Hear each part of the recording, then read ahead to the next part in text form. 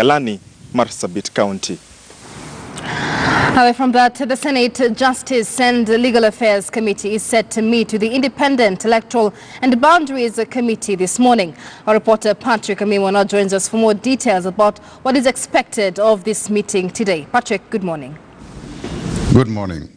IEBC, as it stands, a very lame commission with regards to matters policy, because you only have 3 commissioners, the chairperson and 2 commissioners, after 5 of other commissioners. 4 of them are resigned, and now we've had a situation where the IEBC Commission is not fully constituted. It's a matter that has been on the lips of members of parliament, both in the National Assembly and the Senate, since the 2017 general election. But it appears the government is not in a hurry to constitute this particular panel that will ensure that we hire the extra commissioners who left the commission, so as to have the commission up and running. But despite that anomaly, the commission has been able to conduct at least 3 by-elections in this particular intervening period.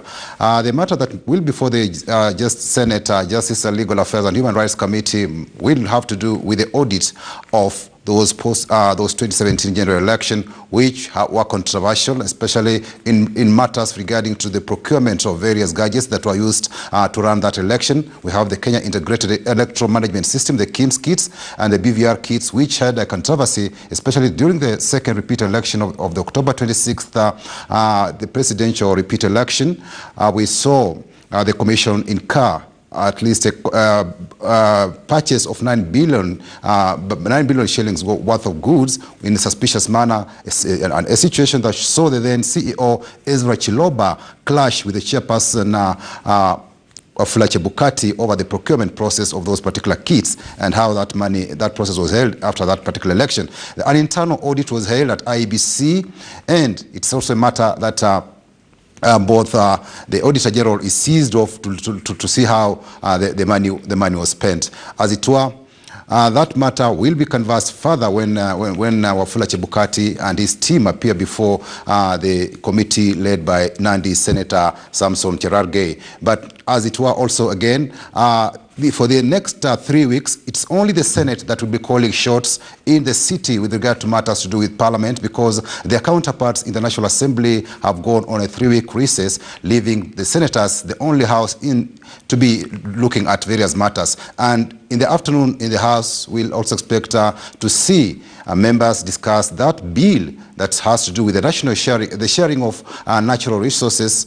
Especially this is the bill that was passed, that was brought on the floor by Senator Zani, and it's just about to see how counties can benefit from the natural resources that they produce. It's a matter that is also very, very controversial, especially when the national government wants to take the lion's share of the resources and deny the counties the much needed resources for development. We had an issue in Turkana County where when oil was discovered, most of it, there was a pull and push between the county government of Turkana and the national government on how that oil resources will be shared. So this particular bill is very, very critical on sharing of natural resources. We have in counties like Lamu and Kitui where there is coal, and it appears that most of these resources might end up not benefiting these county governments. So this particular bill looks into ways of ensuring that county governments also become beneficiaries of these particular natural resources, so that they are brought at par with matters development, because most of these resources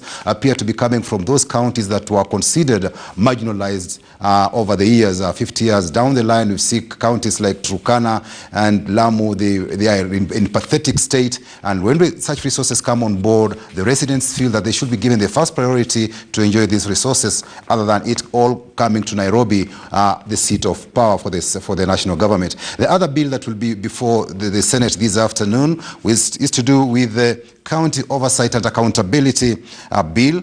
That one was brought by the Narok Senator Olekina, and also senators this afternoon will also be able to also converse this particular look into the report by the Finance and Budget Committee with matters to do with the county government's infrastructure project. The various counties were involved in various projects to do with the county, the houses for the governors, houses, residences for these chief executive officers at the county level. We also have to do with those where these chambers will be located and how those infrastructure shall be put in place, and also the offices for various ministers working at the county level. There are also infrastructures to do with how these particular state offices at the county levels where they'll be located, and this is a matter that will have huge financial implications, and we've seen counties also tussle over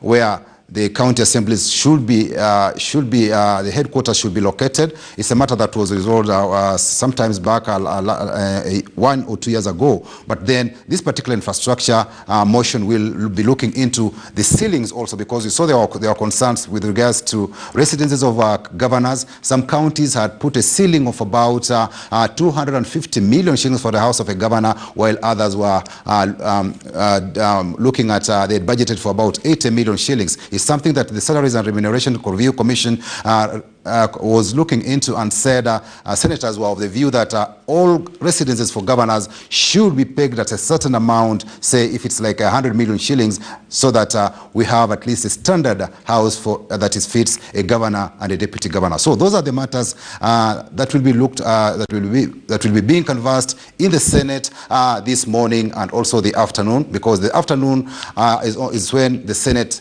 has plenary sittings, but morning sessions are dedicated to matters committee. We had an issue where the Senate Committee on County Public Accounts and Investment Committee was investigating those accounts for the 2017-2018 from the Auditor General reports, and this particular week and the next 3 weeks, they'll be looking into those audit reports. Today was the day set aside for Homa Bay County, but unfortunately the governor sent word that he'll not be appearing before the committee on public accounts because he's feeling unwell, and that particular meeting with the Homa Bay County governor has been cancelled by this relevant committee that is headed by Moses Kajwang.